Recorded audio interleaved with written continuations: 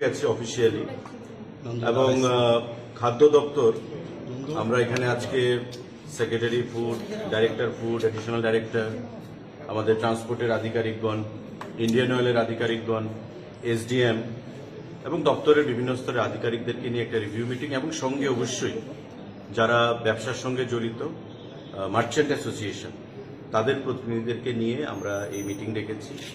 উদ্দেশ্য একটাই, যেহেতু বর্ষা শুরু হয়ে গেছে এবং অফিসিয়ালি আপনাদের সংবাদপত্র সেগুলো এসছে, আমাদের আসাম এবং ত্রিপুরার মধ্যে যে কানেক্টিভিটি সেটা বিগত দিনে আমরা দেখেছি যে বিভিন্ন জায়গায় বর্ষার কবলে পড়ে প্রকৃতির কারণে সেটি বিধ্বস্ত হয়েছে এবং যাত্রী চলাচল থেকে শুরু করে বিভিন্ন পেট্রোলিয়াম, পেট্রোল, ডিজেল এবং বিভিন্ন পণ্য সামগ্রী সেখানে যাতায়াতে এবং আগরতলা শহরে আসতে অসুবিধা হয়েছে।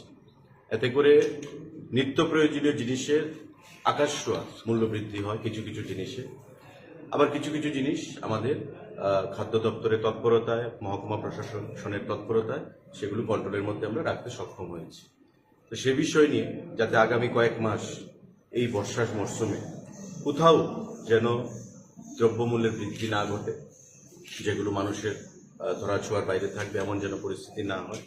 কারণ আপনারা জানেন যে আমাদের দপ্তর থেকে, মহকুমা প্রশাসন থেকে প্রতিনিয়ত আমাদের যে রেড কর্মসূচি চলছে, পেনাল্টি ইম্পোজ করা হচ্ছে, যারা অনৈতিক কাজের সঙ্গে যুক্ত, অসাধু ব্যবসার সঙ্গে যুক্ত, তাদেরকে ডেকে এনে সেখানে ফাইন প্রদান করানো হচ্ছে।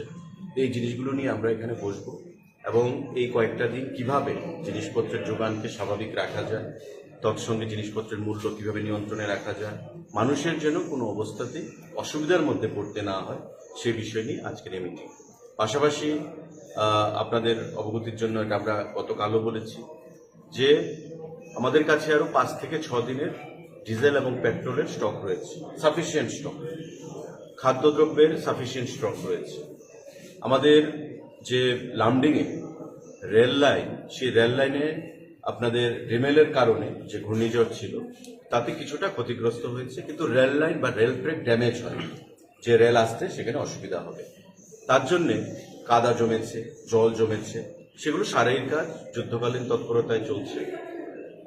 নর্থ ইস্ট ফ্রন্টিয়ার রেলওয়ে, যে এনএফ রেলওয়ে, তাদের জিএমের সঙ্গে আমারও কথা হয়েছে।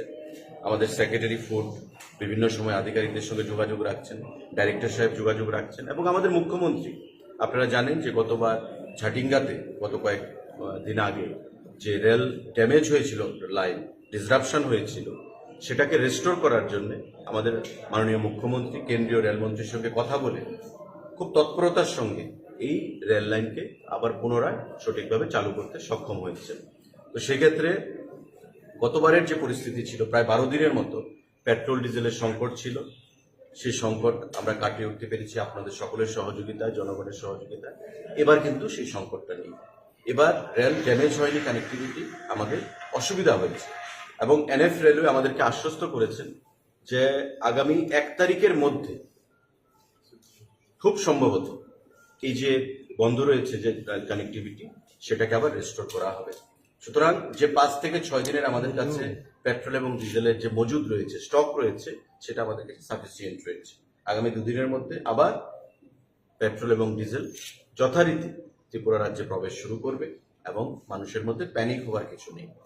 পেট্রোল এবং ডিজেল যে পাম্পগুলো, আমাদের পেট্রোল পাম্পগুলোর মধ্যে আমরা সবসময় দেখতে পাচ্ছি একটা আতঙ্কের একটা ছবি এবং একটা ভিড়, যে হয়তোবা আবার ক্রাইসিস শুরু হবে।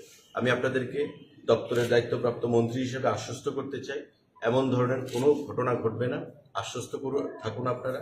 এবং এখানে আমাদের আধিকারিকরা রয়েছেন, সেক্রেটারি, ডাইরেক্টর, এডিশনাল ডাইরেক্টর থেকে শুরু করে, যে প্রতিনিয়ত আমাদের রিভিউ মিটিং হচ্ছে আধিকারিকদের মধ্যে।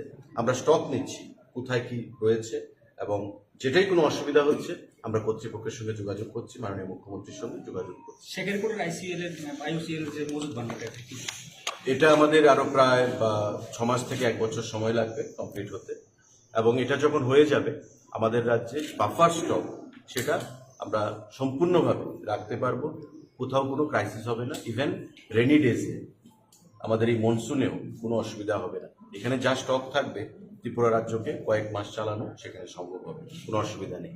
আর বর্তমানে আমাদের যা ডিপো রয়েছে সেখানে ধর্মনগরে সেখানেও এই যে রিমেল যে ঘূর্ণিঝড় সেখানেও ক্ষতিগ্রস্ত হয়েছে, জল প্রবেশ করেছে ট্যাঙ্কের ভিতরে। তো এক্সট্রা মজুদ রাখার ক্ষেত্রে সেখানেও কিছুটা অসুবিধা। তারপরেও আমাদের কাছে 5 থেকে 6 দিনের সেখানে স্টক রয়েছে। এবং খাদ্যদ্রব্যের কোথাও চাল বলুন, ডাল বলুন, চিনি বলুন, তেল, প্রত্যেকটা ক্ষেত্রে আমাদের কোনো ধরনের কোথাও দেয়ার ইজ নো ক্রাইসিস হোয়াটসোএভার। আমি আপনাদের মাধ্যমে রাজ্যের জনগণকে সেটাই আশ্বস্ত করতে চাইছি। ধন্যবাদ।